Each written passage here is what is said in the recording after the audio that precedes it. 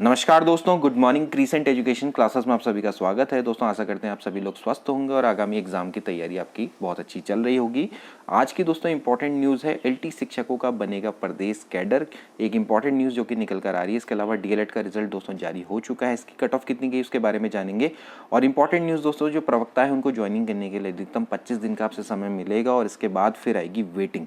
और LT court case को लेकर क्या अपडेट चल रही है उसके बारे में जानेंगे। तो चलिए आज की वीडियो को शुरू करते हैं। तो दोस्तों आज की इंपॉर्टेंट न्यूज़ है भाई, जो एलटी शिक्षक है उनका बनेगा प्रदेश कैडर। देखिए, जब भी आपकी प्रवक्ता की आपने पोस्ट देखी होगी तो वहाँ पर कोई कुमाऊं मंडल और गढ़वाल मंडल नहीं लिखा रहता है, जबकि एलटी की पोस्ट निकलती है तो आपने देखा होगा कि भाई गढ़वाल मंडल के अंतर्गत और कुमाऊं मंडल के अंतर्गत, यानी कि जो एलटी का जो कैडर है दोस्तों वो कुमाऊं मंडल और गढ़वाल मंडल में विभाजित है, पूरे स्टेट लेवल पर नहीं है। जबकि प्रवक्ता का जो कैडर है वो आपका स्टेट लेवल का है। तो इसको दोस्तों गढ़वाल मंडल और कुमाऊं मंडल से समाप्त करके पूरे स्टेट लेवल पर लाने की बात की जा रही है। देखिए, शिक्षा मंत्री धन सिंह रावत इन्होंने अशासकीय स्कूल के और सरकारी स्कूलों के शिक्षक संगठनों के संग बात की और 3 घंटे दोस्तों ये बैठक चली है। और इसमें दोस्तों एक उच्च स्तरीय कमेटी बनाने के निर्देश दिए गए हैं। सरकार एलटी शिक्षकों के मंडलीय कैडर को समाप्त करते हुए उनके लिए प्रवक्ता के समान राज्य स्तरीय कैडर बनाने का विचार कर रही है और इसके लिए उच्च स्तरीय कमेटी बनाने के निर्देश दिए गए। इसके अलावा जो भी वेतन विसंगति चल रही है उनको भी दूर करने के विचार, कई सारे इसमें दोस्तों निर्णय लिए गए हैं। इसके अलावा जैसे कि जो शिक्षक है काफ़ी लंबे से बीमार चल रहे हैं, मेडिकल पर चल रहे हैं, गंभीर बीमारी से ग्रस्त हैं, तो उनको जल्दी रिटायरमेंट दिया जाएगा। 20 साल की सेवा पूरा होने के बाद उनको अनिवार्य रूप से रिटायर कर दिया जाएगा और नई पोस्ट निकाली जाएंगी। इस तरह की बातें यहाँ पर चल रही हैं। इसके अलावा देखिए यहाँ पर क्या निर्देश दिए गए जो कि सबसे इंपॉर्टेंट है। यूकेपीएससी से दोस्तों जो चयन होकर आते हैं लेक्चरर, इनको ज्वाइनिंग के लिए अधिकतम 15 दिन का वक्त दिया जाएगा। हालांकि दोस्तों जब आपका भी लेटर आएगा तो उसमें आपको अधिकतम 15 दिन का समय दिया जाता है, लेकिन वो 15 दिन का जो समय होता है वो आपको एक इंटीमेशन होता है कि भाई आप जल्दी से जल्दी ज्वाइन कर लो। ज्वाइनिंग हालांकि निरस्त नहीं होती, लेकिन यहाँ पर बात हो रही है कि 25 दिन का वक्त दिया जाएगा अधिकतम और उसके बाद ज्वाइनिंग निरस्त कर दी जाएगी। जो ज्वाइन नहीं करेगा उसके बदले में वेटिंग यहाँ पर निकल जाएगी। तो यहाँ पर ये बहुत इंपॉर्टेंट न्यूज़ दोस्तों निकल कर आ रही है कि वेटिंग वैसे जनरली प्रवक्ता में नहीं आती है, लेकिन इसमें यह चीज़ें अच्छी है कि भाई जो ज्वाइन नहीं करेगा उसके बदले जल्दी ही नीचे वाले कैंडिडेट को उसकी खाली सीट मिल जाएगी। ठीक है, इसके अलावा भी कई सारी चीज़ें की गई है कि भाई जो उच्चीकृत हाई स्कूल है उसमें रिक्त पदों में प्रमोशन के जरिए तैनाती होंगी। अशासकीय स्कूलों में भी जल्दी ही सत्रांत का लाभ दिया जाएगा जो सत्र के अंत में दिया जाता है। इसके अलावा शासकीय स्कूलों के वेतन की यहाँ पर बात की गई कि उनको समय समय पर वेतन मिलेगा। देखिए, सरकारी स्कूल और अशासकीय स्कूल है उनको वेतन समान ही मिलता है, इनपेस की सुविधा भी समान ही मिलती है।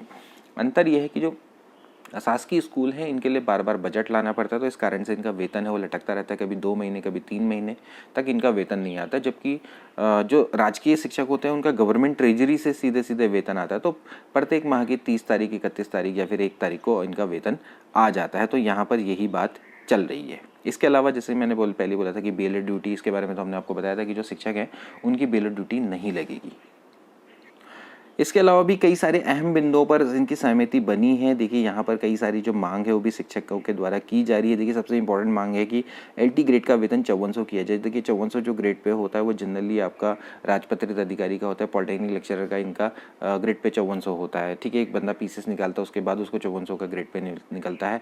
तो एलटी के द्वारा भी मांग की जा रही है। हालांकि दोस्तों इस समय पर तो हालात ये हैं कि जो हमारी सरकार है वो तो डाउनग्रेड करने का कोशिश कर रही है, मतलब कि जो वेतनमान है उच्च ना करके डाउनग्रेड। अभी हाल में दोस्तों निर्णय लिया गया है अभी जो राज्य स्तर पे कि भैया अभी जो आपका जो वेतन है वो केंद्र के समान मिलेगा। वेतन जो है वो केंद्र के समान मिलेगा, मतलब कि जो केंद्र में जो ग्रेड पे है वही आपका मिलेगा। देखिए, हमारे राज्य में कई सारे जो कैडर हैं वहाँ पर जो वेतन उनको मिलता है वो केंद्र से ज़्यादा मिलता है। जैसे कि मैं बात करूँ एसआई की, तो एसआई को यहाँ मिलता है 4600, जबकि केंद्र में उसका जो वेतन है वो है 4200। ठीक है, सिमिलरली मैं बात करूँगा आरओ एआरओ की, समीक्षा अधिकारी सहायक समीक्षक की बात करूंगा दोस्तों, यहाँ आरओ को मिलता है 4800, जबकि केंद्र में उसको 4600 मिलता है। ठीक है, इसी तरह से एआरओ की बात करी जाएगी तो उसको 4600 मिलता है यहाँ, लेकिन केंद्र में उसको मिलता है 4200। ठीक है, तो अब यहाँ पर बात चल रही है कि जो नए बंदे आएंगे उनको केंद्र के समान वेतन मिलेगा। इसी तरह से जो जेई है, जूनियर इंजीनियर की बात करेंगे तो केंद्र में उसका जो वेतनमान है वो 4200 है, जबकि यहाँ उसको 4600 दिया जाता है। तो एक तरह से वेतनमान को डाउनग्रेड करने की बात की जा रही है, कहाँ ये बढ़ाने की बात करें। तो इस तरह से दोस्तों यहाँ पर अभी चल रही है प्रोसेस। अब इसमें पुराने जो लोग हैं जिनको ऑलरेडी मिल रहा उन पर तो ये कुछ नहीं करेंगे, लेकिन जो नए लोग हैं उनको जरूर इसका घाटा उठाना पड़ सकता है, क्योंकि यहाँ पर उत्तराखंड में कई सारे कैडर ऐसे जिनको केंद्र से ज़्यादा वेतनमान मिलता है। अब बात करेंगे दोस्तों डीएलएड रिजल्ट की। देखिए फाइनली डीएलएड का रिजल्ट जारी कर दिया गया है उत्तराखंड विद्यालय शिक्षा परिषद रामनगर नैनीताल की ऑफिशियल वेबसाइट पे दोस्तों आपको रिजल्ट देखने को मिल जाएगा। हालांकि हमने टेलीग्राम चैनल पर भी इस रिजल्ट को अपलोड कर दिया। सबसे पहले हम बात करेंगे विज्ञानेतर वर्ग की, यानी कि विज्ञान के अलावा नॉन साइंस जो ग्रुप है इसमें आपका आर्ट आएगा, इसके अलावा कॉमर्स के स्टूडेंट आएंगे। तो देखिए यहाँ पर 182 गई है भैया टॉप कर की, मतलब 182 हाईएस्ट आए, लेकिन आपको हम कट ऑफ बताएंगे। देखिए अनरिजर्व जनरल की मैं बात करूँ, नीचे नीचे बढ़ते हुए चले जाएंगे।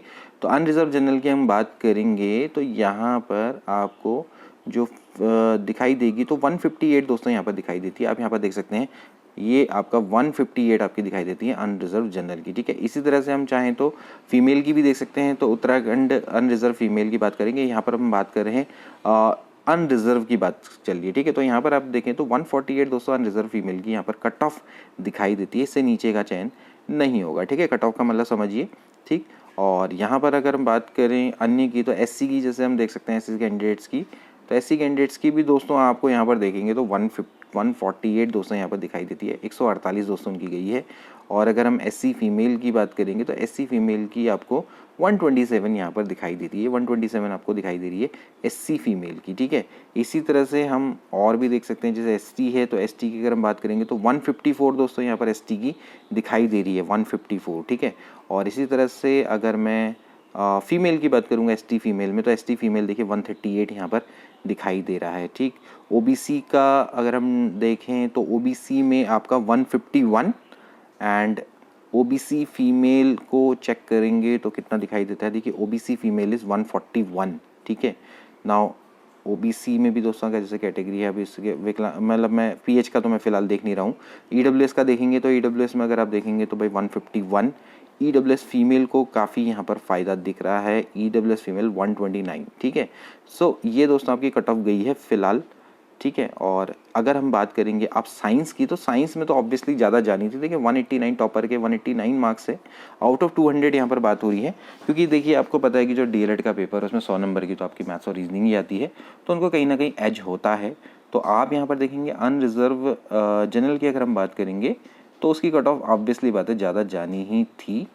तो अगर हम यहाँ पर देखें तो मेल की अगर हम यहाँ पर देखें तो 171 दोस्तों यहाँ पर दिखाई देती है अनरिजर्व जनरल की।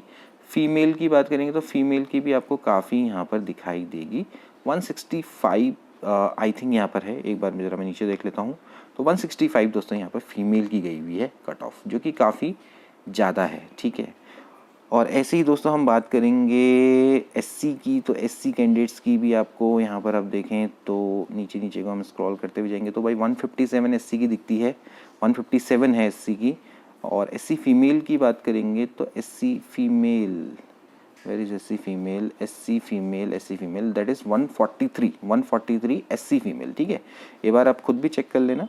और एसटी की अगर हम बात करेंगे तो एसटी में अगर आप यहाँ पर देखें तो एसटी की यहाँ पर देखें तो 152 जनरल गई है और एसटी फीमेल की थोड़ा ज़्यादा गई है, 153 गई है उनकी, ठीक है। ओबीसी में अगर हम चेक करें तो ओबीसी अगर आप देखें तो ओबीसी में 166 फॉर जनरल, ठीक है।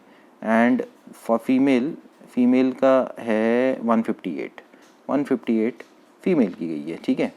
यहाँ पर आप देख सकते हैं, ठीक है। इसी तरह से ईडब्ल्यूएस कैटेगरी की हम बात करेंगे तो ईडब्ल्यूएस में अगर आप देखें तो 166 आपकी जनरल की दिखती है एंड फीमेल को थोड़ा ज़्यादा फ़ायदा दिखता है, यहाँ पर 153 तक इनकी गई है, ठीक है, 153 तक गई है। तो ये दोस्तों आपकी लिस्ट है, तो जिन लोगों का भी सिलेक्शन को बहुत बहुत बधाई है। अब हम दोस्तों बात करेंगे भाई एलटी कोर्ट केस को लेकर क्या अपडेट चल रही है। देखिए ये उत्तराखंड हाई कोर्ट की ऑफिशियल वेबसाइट है और मैंने आपको कई बार बताया कि आप किस तरह से अपने केस स्टेटस के बारे में देख सकते हैं। यहाँ पर आपको केस स्टेटस में क्लिक करना पड़ेगा, यहाँ पर आप केस नंबर पर क्लिक करेंगे और यहाँ पर आपको दिख जाएगा केस टाइप आपका दोस्तों जो हमारा होता है वो सर्विस एसएस का मैटर होता है, ठीक है। तो WPSS हो जाएगा, ओके। और केस नंबर देख लेते हैं। देखिए अभी जो इंपॉर्टेंट केस है वो 90 वाला ही है, तो उसी को देख लेते हैं, यानी कि अनिल दत्त जोशी वाला हिंदी वाला देख लेते हैं। बाकी सब में वही चल रहा होगा जो उसमें चलेगा, ठीक है। तो 2022 यहाँ पर क्लिक करेंगे, इसके बाद कैप्चा कोड डालना है। कैप्चा कोड में आपका कितना आ जाएगा भाई, देखो ये टेक्निक मैं आपको इसलिए सिखाता हूँ ताकि आप स्वयं भी इस चीज़ को बार बार देख सकें, ठीक है। तो 9 और यहाँ पर आप क्लिक करेंगे गो में, तो यहाँ पर आपको नीचे आपको दोस्तों दिख जाएगा अनिल दत्त जोशी का केस। तो यहाँ पर व्यू करेंगे तो उसके बाद दोस्तों आपको यहाँ पर दिख जाएगा भाई जो केस टाइप है WPSS का है और 90/2022 रजिस्ट्रेशन डेट इसकी 12/1/2022 की है। तो यहाँ पर आप देख सकते हैं दोस्तों कि 4 अगस्त 2022 का आपको डेट मिली है, ठीक है। 4 अगस्त 2022 को दोस्तों, यानी कि परसों इसकी सुनवाई होने वाली है, ठीक है। और यहाँ पर अगर आप देखें तो नीचे अगर आप कुछ आईए स्टेटस में, यानी कि कोई काउंटर एफिडेविट पड़ा है नहीं पड़ा है, तो फिलहाल यहाँ पर दोस्तों इंटरवेंशन एप्लीकेशन ही दिखाई देती है through the state of Uttarakhand secretary school of education, मतलब कि आपको ज़्यादा कुछ यहाँ पर अभी फिलहाल दिखाई नहीं देगा। लेकिन हालांकि मैं फिर भी बता रहा हूँ कि इसकी काफ़ी इस केस में सुनवाई हो चुकी है, काफ़ी सारी इसमें एक के बाद एक केसेस मतलब कि काफ़ी हियरिंग हो चुकी है। तो अब दोस्तों इसका आपको अंत ही दोस्तों देखने को मिलेगा, अगस्त में इसकी आपको हो सकता है कि फाइनल हियरिंग देखने को मिल जाए, ठीक है। तो जल्दी इसका भी अब आपको निपटारा देखने को मिलेगा। तो फिलहाल के लिए दोस्तों आज के लिए इतना ही, और इससे 4 अगस्त से रिलेटेड कोई भी जो इंपॉर्टेंट न्यूज़ होगी मैं आपको बता दूंगा। तो मिलते हैं अगली वीडियो में, गुड बाय।